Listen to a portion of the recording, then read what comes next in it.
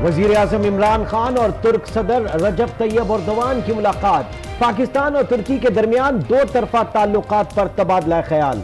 सदारती महल में हुई मुलाकात में मुख्तलिफ शोबों में ताउन के फरोग पर भी बातचीत हुई। सिंध में इख्तियारात की जंग शिद्दत इख्तियार कर गई। वजीर बल्दियात सिंध और एमडी वाटर बोर्ड में इख्तलाफात। सईद गनी ने MD water board Khalid Mahmood Shaikh को रुखसत पर भेज दिया। डिप्टी एमडी असदुल्ला खान को एमडी वाटर बोर्ड की जिम्मेदारियां सौंप दी। खालिद शेख ने सईद गनी की तरफ से सियासी बुनियाद पर भेजी गई तरक्कियों की लिस्ट रोक ली थी, जराए का दावा। आईजी बदल गया लेकिन साईं सरकार की रविश न बदली। एक बार फिर आईजी सिंध पुलिस के इख्तियारात को महदूद करने का फैसला कर लिया। कानून साजी से मुतालिक कमेटी भी तश्कील। 9 जनवरी को बैठक लगेगी।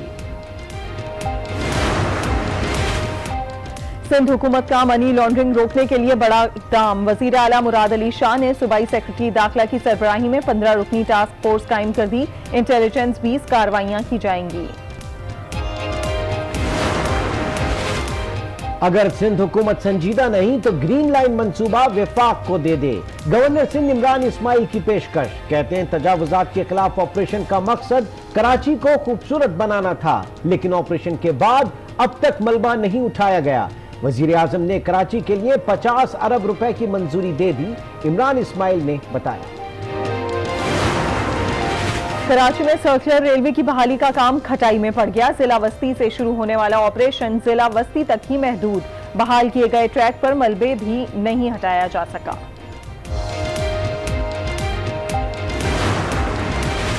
साबिक सुदूर को एनआरओ केस में निजात मिल गई। सुप्रीम कोर्ट ने आसिफ जरदारी, परवेज मुशर्रफ और मलिक कयूम के खिलाफ केस खत्म कर दिया। जरदारी और मुशर्रफ के असासों की तफसील आ चुकी। ओमनी ग्रुप केस में भी पेशरफ्त हुई है। कानून अपना रास्ता खुद बनाएगा, चीफ जस्टिस के रिमार्क। आइन विफाक और सूबे की हद का तयन करता है। विफाक अपनी हद क्रॉस ना करे, सूबे हद क्रॉस नहीं करेंगे। हमारे पास कोई प्लान नहीं, ये कहने वाले पर हंसी आती है। जेआईटी पर बात करना चाहूं तो बहुत सी बातें हैं, मगर वजीर आला सिंध मुराद अली शाह ने दिल खोल कर रख दिया। शेख रशीद के खिलाफ स्पीकर साहब को रेफरेंस जो है वो भेज रहा हूँ। शेख रशीद ने कश्मीर काज के साथ गद्दारी की और कश्मीरियों की जदोजहद को जो है उसने बेचा। राना सनाउल्लाह और शेख रशीद में ठन गई। लीगी रहनुमा ने वजीर रेलवे के खिलाफ रेफरेंस स्पीकर कौमी असम्बली में जमा करा दिया। शेख रशीद ने कश्मीर कॉज के साथ गद्दारी की। ऐसे शख्स की मौजूदगी से ऐवान का तकद्दुस पामाल होता है। राना सनाउल्लाह का मौक़िफ़। मुझे हुकूमत का ये फैसला कबूल नहीं है कि चोर जो है वो वजीरों को और फेडरल सेक्रेटरियों को बुलाए। मैं इंशाअल्लाह ताला सुप्रीम कोर्ट में जा रहा हूँ। माल भी सारा हमारा खा गया है, डकार नहीं मार रहा, और राना सनाउल्लाह जैसे बदबूदार बाहर रखे हैं मीडिया से खिताब करने के लिए। शहबाज शरीफ बतौर चेयरमैन पीएसी कबूल नहीं। शेख रशीद डट गए। जल्द अदालत जाने का ऐलान। कहा शहबाज शरीफ सारा माल हड़प कर गए और राना सनाउल्लाह को बात करने के लिए बाहर आजाद छोड़ दिया। भारतीय फोर्सेस की जामे मस्जिद श्रीनगर की बेहुरमती। मकबूजा वादी में आज यौम तकद्दुस मनाया जा रहा है। भारतीय फौज ने हुर्रियत रहनुमा यासीन मलिक को गिरफ्तार कर लिया।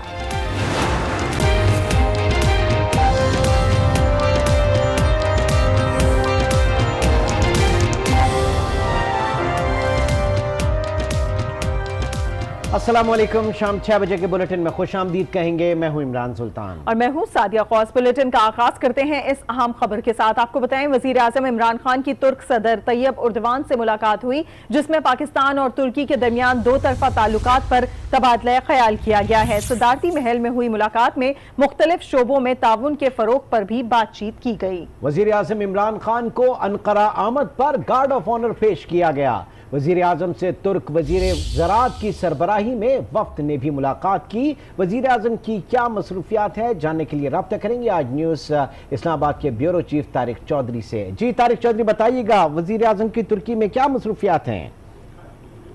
जी, अभी उनकी सरकारी मसरूफियात जारी हैं। थोड़ी देर पहले उनकी तुर्क सदर रजब तैयब एर्दोगान से जो वन ऑन वन मुलाकात थी, वो खत्म हुई है, जिसमें उन्होंने दो तरफा ताल्लुकात और इलाकाई और आलमी अमूर और पाकिस्तान और तुर्की दरमियान खास तौर पर जो दिफाई तावन है, इक़्तिसादी तावन है, ज़राअत के शोबे में तावन है, हेल्थ के शोबे में तावन है और फिर तालीम के शोबे में यूनिवर्सिटियों के साथ जो तावन है, इस पर बड़ी तफसीली गुफ्तगू हुई है और जो मुख्तलिफ आलमी तनाज़ात हैं, आलमी इशूज़ हैं, उन पर भी बातचीत हुई है। जिसके बाद अब से थोड़ी देर पहले तक जो वफूद की सतह पर जो मुलाकातें थी वो भी जारी थी।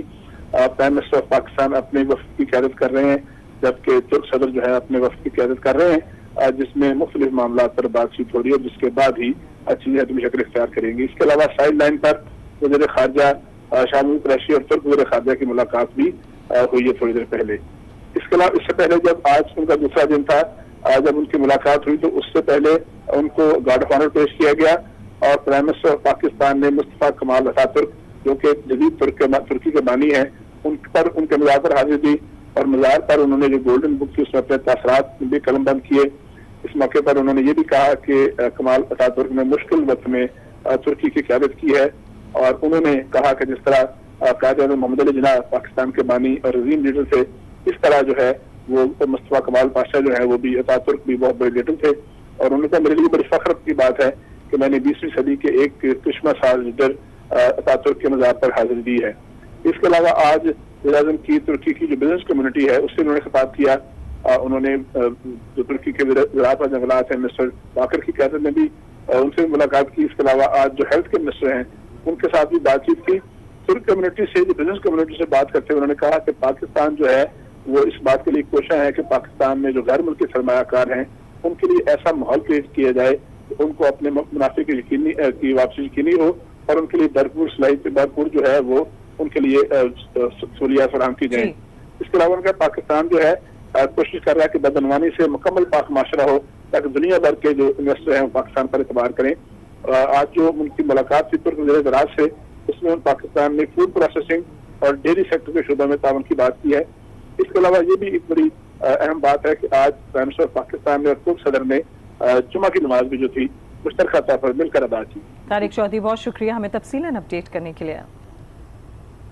वजीर आजम ने कराची के लिए 50 अरब रुपए फंड्स की मंजूरी दे दी। गवर्नर सिंध इमरान इस्माइल की गुफ्तगू। उन्होंने कहा कि 4 से 6 माह में ग्रीन लाइन पर बसें चलना शुरू हो जाएंगी। विफाक ने अपना काम मुकम्मल कर लिया है।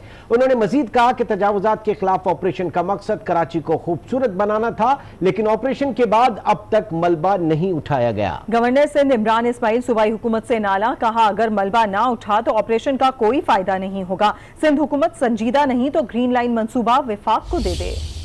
प्राइम मिनिस्टर साहब के साथ एक बहुत इंपॉर्टेंट इजलास हुआ है कि IDCL को उन्होंने तकरीबन 50 अरब रुपए के प्रोजेक्ट्स लाने के लिए कहा है, खासतौर से मख्तस किए हैं कराची के लिए। जो कचरा इस वक्त मलबे की सूरत में कराची में पड़ा हुआ है, पूरा कराची में जो ऑपरेशन हुआ है तजावुजात का, उसको फौरी तौर से उठाने की जरूरत है, क्योंकि जिस ब्यूटिफिकेशन प्रोग्राम के तहत हमने ये काम कराची में किया है, अगर वो ब्यूटिफिकेशन हम ना कर पाए तो ये ऑपरेशन हमारा करना बेकार होगा। इंशाल्लाह ग्रीन लाइन के अंदर बसें चलना शुरू हो जाएंगी। ये 80-20 के बेसिस पे फेडरल गवर्नमेंट का प्रोजेक्ट था। 80% फेडरल गवर्नमेंट ने डालना था, 20% सिंध गवर्नमेंट ने डालना था, कर दिया है। अगर आपके पास वक्त मुश्किलात हैं, कमी है वसाइल की, या आपका इंटरेस्ट नहीं है इस तरफ, तो इसे रहने दें। इंशाल्लाह हम ये पैकेज पूरा करके कराची को दे देंगे। वज़ीर आला सिंध मुराद अली शाह कहते हैं कि आइन विफाक और सूबे की हद का तयन करता है। विफाक अपनी हद क्रॉस करे ना सूबे हद क्रॉस करें। हमारे पास कोई प्लान नहीं। ये कहने वालों पर हंसी आती है। JIT पर बात करना चाहूं तो बहुत सी बातें हैं, लेकिन सुप्रीम कोर्ट ने तबसरा करने से मना किया है। उन्होंने कहा कि गवर्नर ने आइन की पासदारी का हलफ लिया। वो सूबाई काबीना के साथ काम करने के पाबंद हैं। मुराद अली शाह कराची में मीडिया से गुफ्तगू कर रहे थे। जब तक वफाक या सूबा वाइस वर्सा एक दूसरे के जो हदें हैं उसमें इंटरफेयर ना करे तो हम बहुत अच्छी तरह साथ मिलकर काम कर सकते हैं। JIT के लिए चीफ जस्टिस ऑफ पाकिस्तान ने बहुत ख़ास तौर पे मना किया है कि इसको कोई डिस्कस ना करे। मुझे तारीख याद नहीं है जब पहली बार वज़ीर आज़म पाकिस्तान इमरान खान साहब कराची तशरीफ़ लाए थे और उसके बाद एक डेवलपमेंट की मीटिंग की थी और उस डेवलपमेंट की मीटिंग में कह दिया था कि बसें हम लेके आएंगे, हमें इजाज़त दें। हमने तो उसी वक्त कह दिया था। अब आपको बताएं कि वजीर बल्दियात सिंध सईद गनी और MD water board Khalid Shaikh के दरमियान इख्तिलाफात शिद्दत इख्तियार कर गए।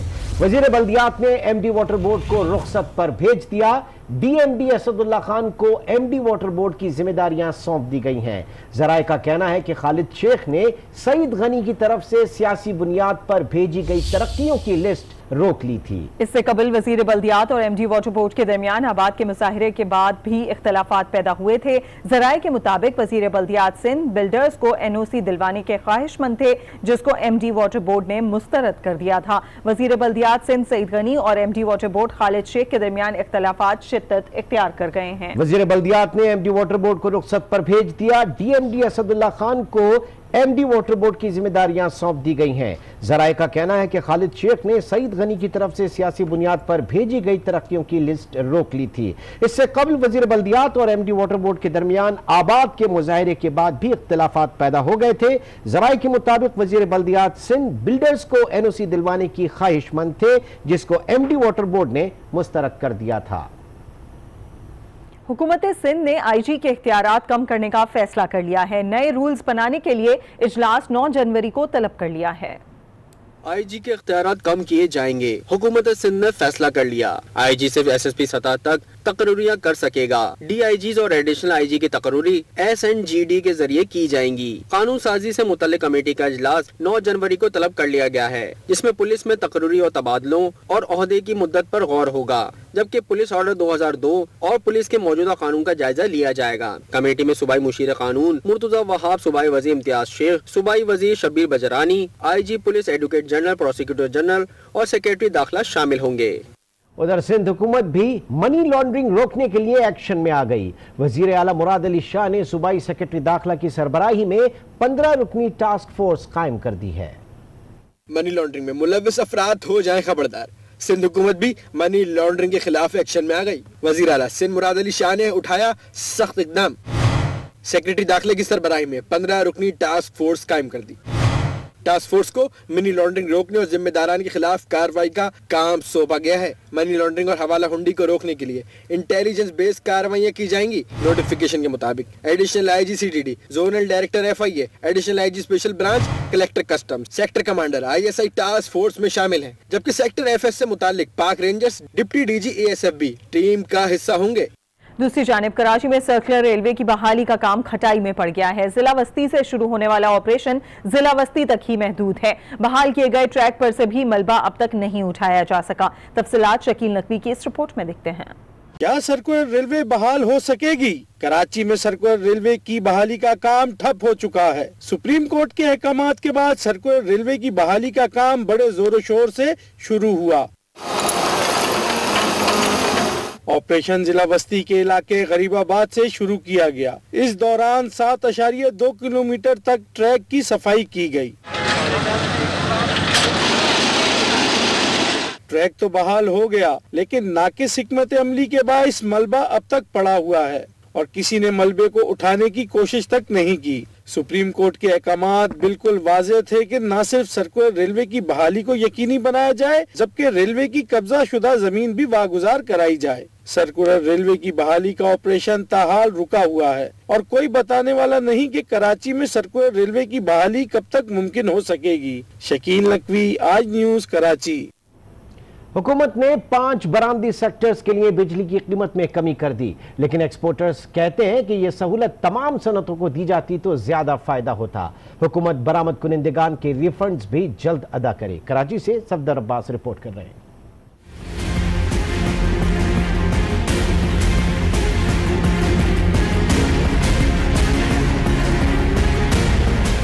पांच बरामदी सनतों के लिए बिजली की कीमत में 4 रुपए फी यूनिट कमी। बरामद कुनिंदगान का खैर मकदम, लेकिन साथ ही दीगर सहूलतें भी मांग ली। इसके जो है वो साथ साथ जो है वो ज़रूरत इस अमर की है कि जो इस इंडस्ट्री के हुकूमत के पास पैसे पड़े हुए हैं, जो एक्सपोर्ट जो रिफंड के हैं, वो कुछ परसेंटेज जो है वो रख ले कि इतने % जो है वो आपको फौरन रिलीज करें। सनतकार कहते हैं सिर्फ 50 रेटेड सेक्टर पर ही मेहरबानी क्यों, सहूलत तमाम सनतों को दी जाए तो बरामदात बढ़ेंगी। 50 रेटेड सेक्टर के अलावा भी तो एक्सपोर्ट के दूसरे सेक्टर्स हैं कि जिसको इनको ये वाली मराद देनी चाहिए। इसके लिए इनकी ये जो स्टेटमेंट है ना, ये बड़ी एक क्लोज स्टेटमेंट है जिसको इनको और रीओपन करना चाहिए। सनतकारों का कहना था बिजली के साथ गैस, बुलंद शरह सूद और दीगर मसाइल भी जल्द हल किए जाएं। ताजिरों और सनतकारों का कहना था बिजली की कीमत में कमी के नतीजे में बरामदात में तो इजाफा होगा, लेकिन साथ ही दीगर मसारिफ पैदावार की कीमतों में भी कमी की जाए। कैमरामैन असगर अली के साथ सफदर अब्बास, आज न्यूज़, कराची। वफाकी वजीर तवानाई उमर अयूब ने मुल्क में जारी बिजली बहरान का जिम्मेदार धुंध को करार दे दिया है। उमर अयूब ने कहा कि लोड शेडिंग का सिलसिला आइंदा 2 हफ्ते तक जारी रहने का इम्कान है। लाइनों की मुरम्मत के लिए टीमें तश्कील दे दी गई हैं और सूरत हाल पर काबू पाने के लिए दिन रात काम जारी है। आजकल पूरे मुल्क में और बिलखसूस पंजाब में और शुमाली सिंध में आप सब महसूस कर रहे होंगे कि काफ़ी धुंध फैली हुई है। धुंध फैलने की वजह से हमारी ट्रांसमिशन लाइनों पे भी काफ़ी असर पड़ता है। बदकिस्मती के साथ होता क्या है कि जो हाई ट्रांसमिशन हाई वोल्टेज लाइनें होती हैं, बिलखसूस 500 kVA की और 220 kVA की, उनके इर्द गिर्द जो हवा है और जो धुंध है वो भी चार्ज हो जाती है और उसकी वजह से आपके जो बिजली की शॉर्टिंग है वो पूरे सिस्टम को अफेक्ट करती है। सिस्टम अफेक्ट होने की वजह से सिस्टम पे बोझ पड़ता है और हमें कई बार लोड मैनेजमेंट करनी पड़ती है, जिसकी वजह से लोगों को दुश्वारी का सामना करना पड़ता है, जिसके लिए मैं बिलखसूस मिनिस्ट्री ऑफ पावर की तरफ से सारे बिजली के सार्फिन से माजरत भी चाहता हूँ। इस पे काबू पाने के लिए हमारी टीमें NTDC के रात के अंधेरे में भी जाके कोशिश करती हैं, दिन के वक्त भी करती हैं और ये जो सिलसिला है तकरीबन इस महीने के 15-20 तारीख तक शायद चले और हमारी कोशिश होगी कि कम से कम तकलीफ लोगों को हो। टीमें हमारी इस वक्त भी काम कर रही हैं और वज़ीर आज़म साहब के अहकामात के ऊपर हमने बाकी टीमें भी स्टैंड बाय रखी हुई हैं। आपको बताएं कि सुप्रीम कोर्ट ने बहरिया टाउन और मलीर डेवलपमेंट अथॉरिटी के अकाउंट्स बहाल कर दिए। चीफ जस्टिस ने कहा कि FIA अपने इख्तियारात से तजावुज करती है। जाली अकाउंट्स केस में भी अकाउंट्स मुंजमद करने का नहीं कहा बल्कि सिर्फ मॉनिटरिंग का हुक्म दिया था। ताहम स्कूल फीसों से मुतालिक हुक्म पूरे मुल्क के लिए होगा। चीफ जस्टिस साकिब निसार की सरबराही में 3 रुकनी बेंच ने बहरिया टाउन अकाउंट्स मुंजमद होने से मुतालिक केस की समाअत की। चीफ जस्टिस ने अदालती हुक्म के बावजूद बहरिया टाउन के नाम तब्दील न होने से मुतालिक पूछा तो बहरिया टाउन के वकील एहतजाज अहसन ने कहा कि 6 माह का वक्त दिया था, नाम तब्दीली का अमल जारी है। चीफ जस्टिस ने रिमार्क्स दिए, दिल करता है अभी बहरिया टाउन का नाम तब्दील कर दें। FIA को सिर्फ 2 अकाउंट्स की मॉनिटरिंग का हुक्म दिया था। FIA अपने अख्तियारात से तजावुज करती है। अदालत ने जाली अकाउंट्स केस में भी अकाउंट्स मुंजमद करने का नहीं कहा था बल्कि सिर्फ मॉनिटरिंग का हुक्म दिया। सरकारी इदारे बाज़ औक़ात ज्यादा ही कारकर्दगी दिखाते हैं, ताहम स्कूल फीसों से मुतालिक हुक्म मुल्क भर के स्कूलों पर लागू होगा। अदालत ने बहरिया टाउन और मलीर डेवलपमेंट अथॉरिटी के मुंजमद अकाउंट्स बहाल करने का हुक्म दे दिया। अहम खबर शामिल करें। सिविल एविएशन अथॉरिटी ने PIA समेत मुख्तलिफ निजी एयरलाइंस के 28 से ज़ायद पायलट्स के लाइसेंसेज मुअत्तल कर दिए हैं। अहम खबर दे रहे हैं आपको, PIA समेत निजी एयरलाइंस के 28 पायलट्स के लाइसेंस मुअत्तल कर दिए गए हैं। लाइसेंस CAA की जानिब से मुअत्तल किए गए हैं। इस बारे में बात करेंगे। कराची के ब्यूरो चीफ रफत सईद हमारे साथ मौजूद हैं। जी रफत सईद, बताइएगा क्या मामला बना, 28 पायलट के लाइसेंसेज मुअत्तल हो गए? देखिए, सिविल एविएशन अथॉरिटी ने PIA समेत मुख्तलिफ निजी एयरलाइंस के 28 से ज़ायद पायलट्स के लाइसेंस मुअत्तल किए हैं। बास को शोकाज नोटिस जारी किए हैं और कहा यह गया है कि कवायद ज़वाइद से हटकर ये पायलट्स को लाइसेंस जारी किए गए थे और पायलट्स ने जो है ये लाइसेंस के हुसूल के लिए मुबैना तौर पर इम्तहान में जालसाजी की थी और इसके अलावा जो है इसी वजह से इनके लाइसेंसों को रोका गया है तमाम जालसाजियों के सामने आने के बाद। और पायलट्स के पास मौजूद इंतजामिया ने यह भी कहा है कि पायलट्स के पास मौजूद असल लाइसेंस भी फौरी तौर पर जो है वो सिविल एविएशन के शोबा लाइसेंस जमा करवाने की हिदायत की है जो उन्हें मिल गए थे और जवाब न देने की सूरत में पायलट के खिलाफ ज़ाब्ते की कार्रवाई के साथ साथ वार्निंग भी जारी की गई है और पायलट से कहा गया है कि लाइसेंस फौरी तौर पर जमा करवा दें। और अथॉरिटी ने गुज़िश्ता रोज 12 पायलट्स के लाइसेंस मुअत्तल किए थे। मजमूई तौर पर सिविल एविएशन अथॉरिटी ने 28 लाइसेंस जो है मुअत्तल किए हैं और ये एक बड़ा इकदाम है जिसे क्योंकि जिस तरीके से इन्होंने लाइसेंस हासिल किए थे वो जालसाजी के जरिए हासिल किए थे। मजमूई तौर पर 28 पायलट्स के लाइसेंस मुअत्तल किए गए हैं। 22 पायलट्स को शो कॉज नोटिस भी जारी किए गए हैं। अपडेट